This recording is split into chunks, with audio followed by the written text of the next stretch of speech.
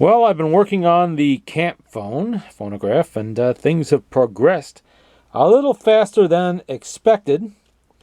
I actually found a brand new spring in my own part supply. Didn't think I had one, but it did have one. You can see what happened to the old spring.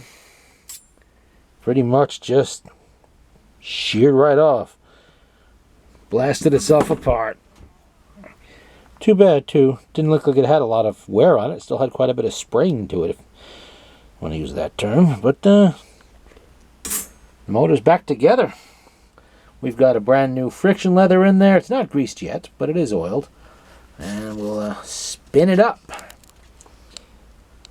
Don't really have it wound that much. It's hard to do on the countertop, but you can see it. There she goes. Fires right off, which it should. With a brand new spring in there.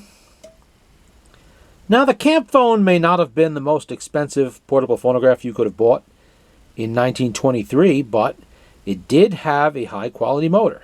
This is a nice motor. It's pillar and plate design. Yeah, it's steel, or I don't think that's cast. No, that's definitely steel. And it has some innovative things you do not find in Victor motors, for instance. That governor is almost infinitely adjustable, which can be something of a pain when you're putting it back together. You do have to get it just right, but it allows you to line it up perfectly so that it meshes with that fiber gear in there on the shaft. Perfect, really nice. See how straight that is? The gear's got a tiny bit of wobble to it, but not the shaft.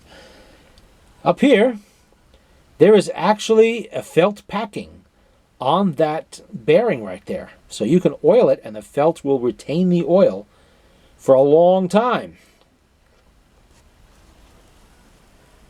And overall, it's small size, but it has a fairly decent sized spring in there, as you can see.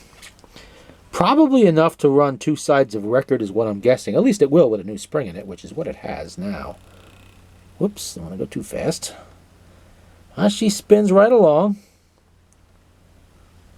Yeah, these were not the cheap, stamped-out motors you would find in later era inexpensive phonographs, like from the 40s and 50s, when they worked, but they were kind of, not to this quality level. Let's put that. I mean, look at this. This is all nicely machined metal. It's no stampings in there.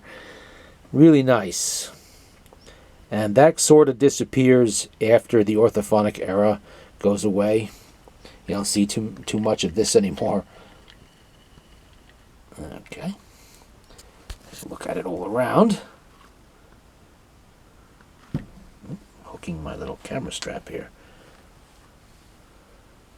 The gears are in good shape, too. This really didn't see, I'm thinking, a lot of use. I guess it saw enough use to break the spring. Maybe they tried to use it in very cold weather or something like that. Cold weather and flat springs, really not a good combination. This can happen. That, or maybe somebody overwound it, tried to crank on it a little too hard, and snapped it. We'll never know. Whoever did it is long since departed now. But that is the motor for the Camp Fone. Now back together and functional.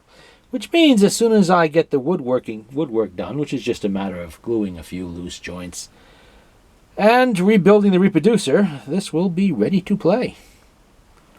I was waiting for a parts machine to pirate the spring out of it, but I don't have to do that now because I had one. Fortunately, I didn't pay a great deal for the parts machine, so I'm okay there. And that's that. The Camp Fone, 1923. The Camp Fone, the Health Builders Incorporated Camp Fone motor and broken spring.